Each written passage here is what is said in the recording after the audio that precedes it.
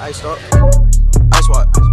Whoa, whoa, baby, poke it out, poke it out, poke it out. Hey boys, so there's a chance you might not even see what I'm recording right now, but today is the day before the journey begins, and that is the journey to go watch the Saints versus Atlanta Falcons live in New Orleans. Now, like I said, you may not even see this, and I may be talking to myself for no reason, but if all goes according to plan, the MWR on Fort Benning is giving away 2 tickets to the first 50 people that show up to the ticket exchange at the commissary at 10 a.m. tomorrow. We're going to go at 7 a.m., wait in line, and my whole family is going to get some tickets. And if it all goes as planned, you'll be seeing this. This will be the start to the, it'll be a vlog type of video like the one with Tampa Bay. I know you guys really enjoyed that. So stay tuned, stick with it, and let's see if we can go ahead and get us some tickets and go to this game. I'm very excited. I'm hoping that it comes true. We will be very, very, very, I will be upset if it doesn't, but we'll see. Peace out, everybody. Can I see your phone?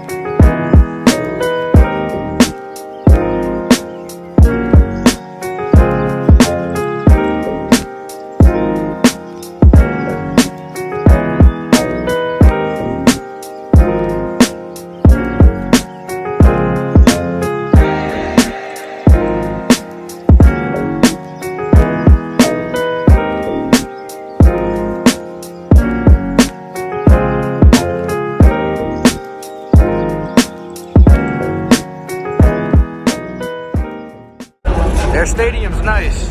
There's 37 minutes left to game time, and look at the seats. Oh my God. Oh my God. Ain't nobody coming to these games. There's Saints fans everywhere though.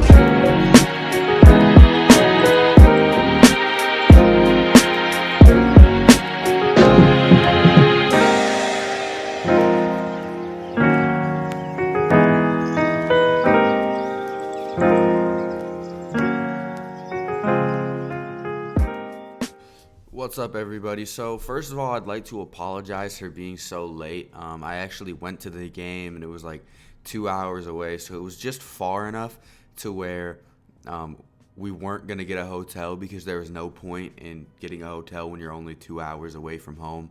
So we ended up just driving the way back, and we got back at like 2 a.m. and I was like, there's no point in recording right now. I'm just going to have to wait till tomorrow.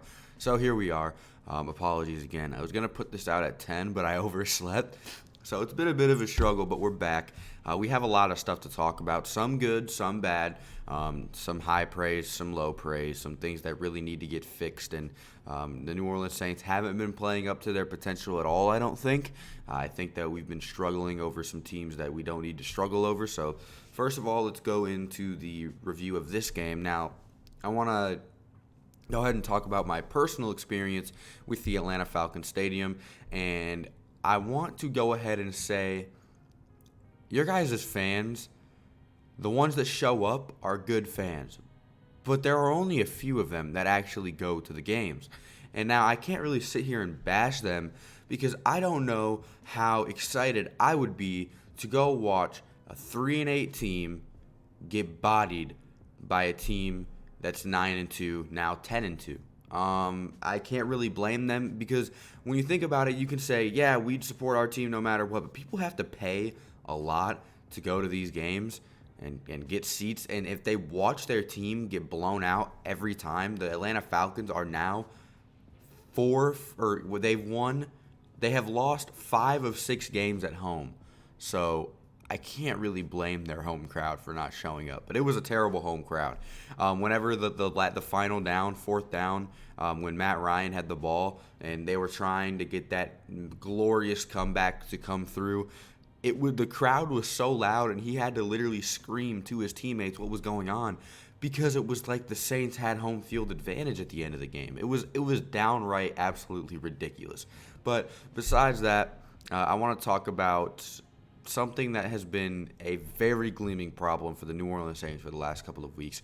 It's like we're averaging 10 of them a game now, and you guys might know what I'm talking about, and that's penalties. The New Orleans Saints had 9 penalties for 121 yards last night. That is absolutely ridiculous. One illegal hands to the face call almost costed us a ton.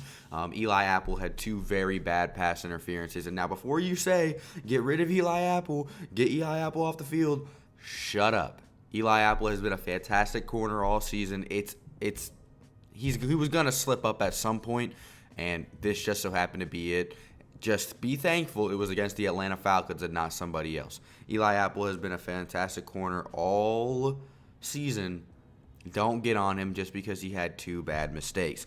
The Atlanta Falcons only had 4 penalties for 18 yards, so again, a very off-balance penalty chart. The New Orleans Saints need to get that under control. I don't know what the issue is. Another problem that I noticed is one that I've been, talking about forever. We're going to talk about the bad things first and then get into the good things, by the way. I don't want to make it seem like we're just talking about negatives this entire video, but this is one of the problems I've been talking about for the past couple of weeks, and it's a very, very, very important one and doesn't seem like it's being addressed much. The run the ball situation. We have not been running the ball. The New Orleans Saints ran the ball with 4 different runners a total of 18 times last night. 11 to Alvin Kamara, 4 for Latavius Murray, 2 for Taysom Hill, and 1 for Drew Brees, which was a loss. Because of that, the New Orleans Saints possessed the ball for 24 minutes and 23 seconds. The Atlanta Falcons possessed the ball for 35 minutes and 37 seconds.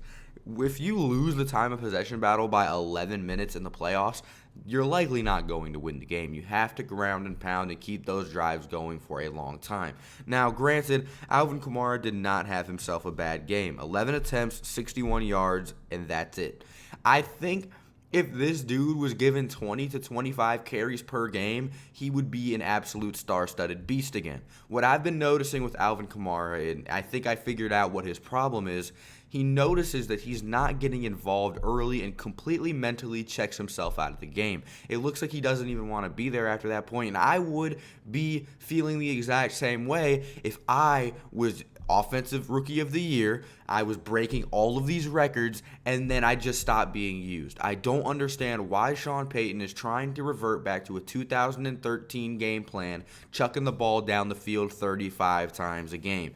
That is not how we play. That's not how we played the past 2 years. That's not how we need to start playing now. It's making us look like an ugly, extremely penalized, horrible team.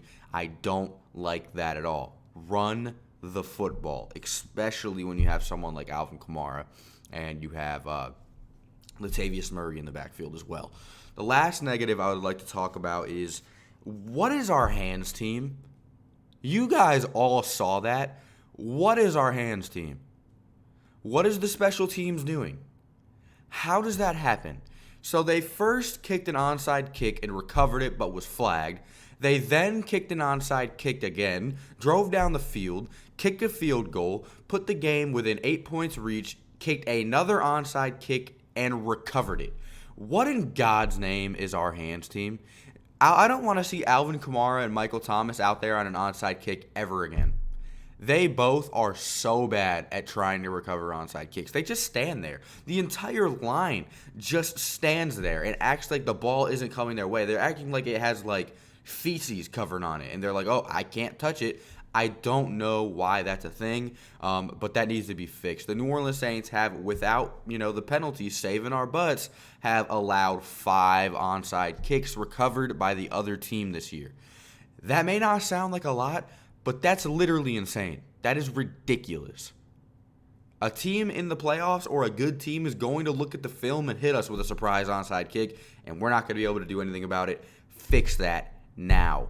That ending for the Chicago Bears game almost happened here. Not a good thing. So I know I just went over 6 minutes of negatives, but I would like to talk about the positives now. And Jared Cook had 2 drop touchdown passes. Let's not forget that. But I want to talk about the positives now because there are a lot of positives to this game, most of them being on the defensive side of the ball. But before we move to the defensive side of the ball, Taysom Hill.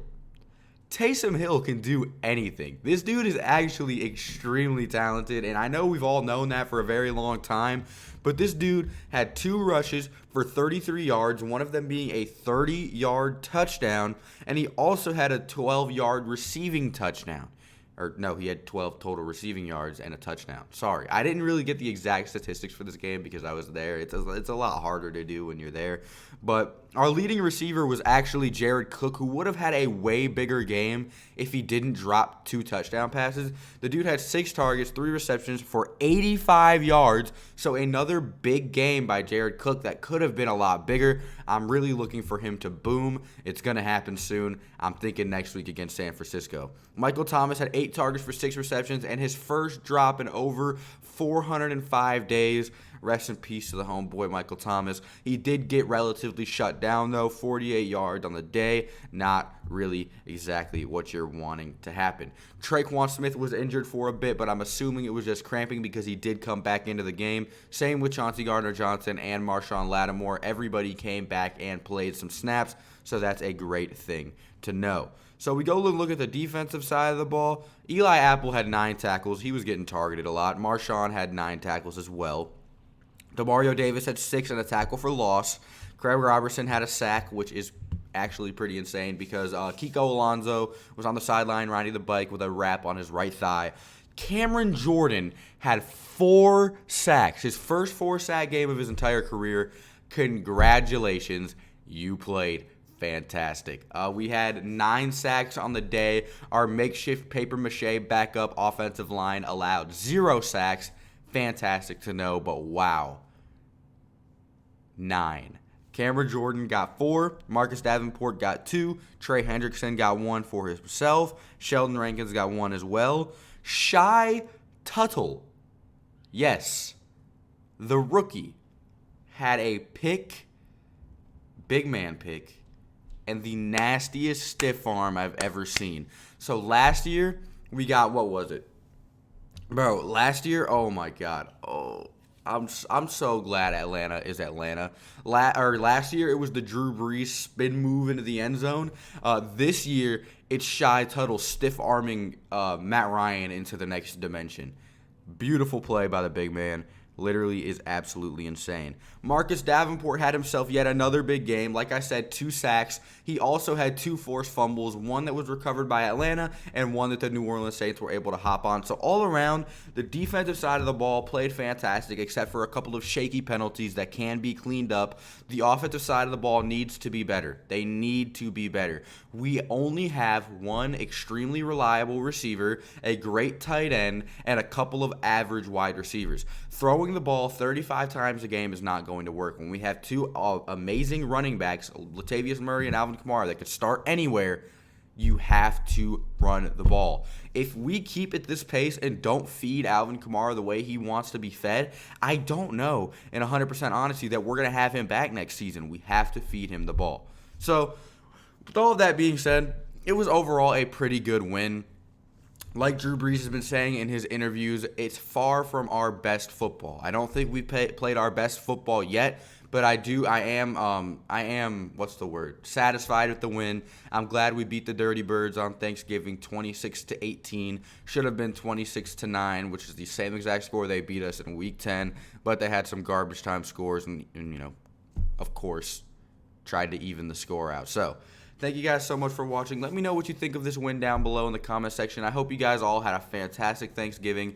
Thank you for watching, of course, and I'll see you boys in the next one. Adios. Ballin' like Barkley, wrist so sparkly, internet surfing, feel like iCarly.